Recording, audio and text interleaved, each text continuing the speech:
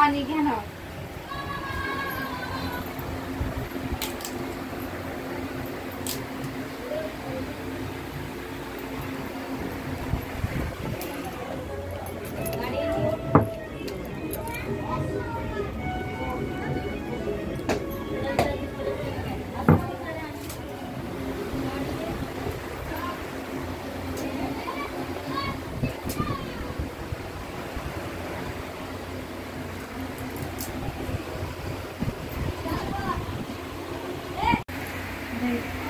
दहीचा डबा आणा जरा.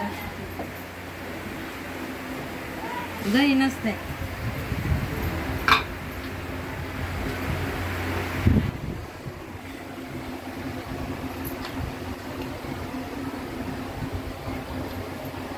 तर नमस्कार मित्रांनो, आज होळी.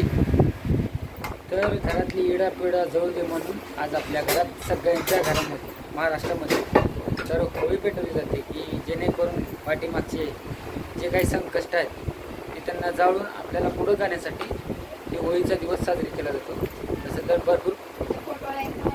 भरपूर प्रकारे म्हणजे सगळ्यांचे इथे वेगवेगळे रीतिरिवाज असतात. कोकणात तुम्हाला फार मजा येईल होळी बघण्यासाठी, कारण की होळी हे कोकणातच बघायला मजा आहे ना. कारण कोकणाची लोक हे मला वाटतं एक होळीचा सण आला म्हणता सगळी गावाकडे जातात आणि त्यांचा सण साजरे करतात. त्यांच्या इकडे होळीचा सण हा मोठ्या प्रमाणात साजरे केला जातो. कळलं? तर अशा प्रकारेच आता आमच्या इथं पण आम्ही होळी साजरी करायला लागतो. होळी म्हणजे कसे घरातली जे इडापिडा जाळता आपण ते होळी पेटवण्याचं कारण काय, तर घरातले आर्थिक कारणं असतात आणि काही आपल्याकडं ते रीतिरिवाजच आहे म्हणायला काय हरकत नाही. आणि ते हर वर्षीप्रमाणे आपण होळी हे करतो आणि आज होळी जाळून उद्याच्याला आपण धुलीवंदन साजरी करतो. जसं की रंग लावणार एकमेकांना. आता हे कुठला रंग लावते मला काय माहिती.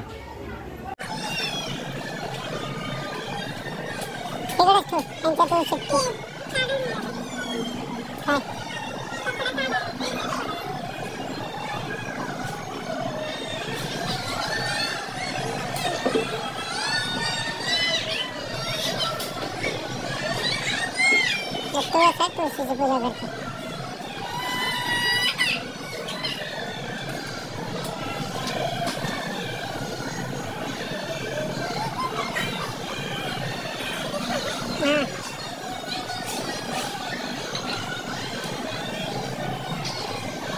तर आरतीने मस्त पैकी रंग वगैरे काढून होळी रचलेली आहे.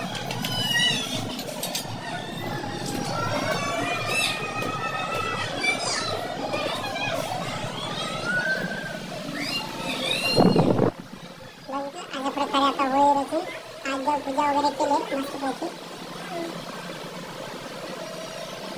चला तर मित्रांनो, मी पण आता जाऊन तिथे थोडीशी पूजा करतो आणि नारळ फोडून घेतो.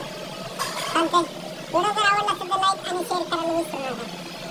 तुम्हाला तुमच्या सहपरिवारांना होळीच्या खूप खूप शुभेच्छा.